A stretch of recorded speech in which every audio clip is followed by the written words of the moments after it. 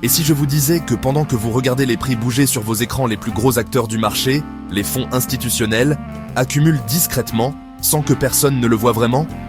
Voici la stratégie iceberg, une méthode secrète, sournoise, mais terriblement efficace.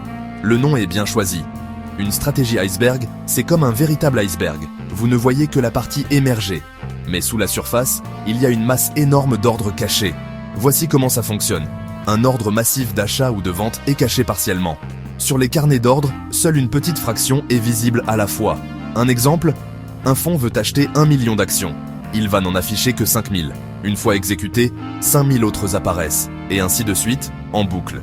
Résultat, le marché ne panique pas, le prix ne s'envole pas, et personne ne se doute de rien. Mais pourquoi agir ainsi?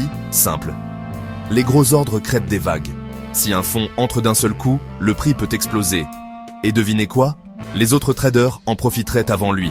Grâce à la stratégie iceberg, les institutionnels accumulent tranquillement, sans déclencher de mouvements suspects, ils contrôlent l'information, ils contrôlent le prix, et surtout, ils vous contrôlent sans que vous le sachiez.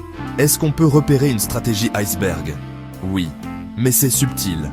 Certains signes ne trompent pas. Premièrement, des volumes constants à des niveaux précis. Deuxièmement, des ordres qui semblent se recharger à l'infini.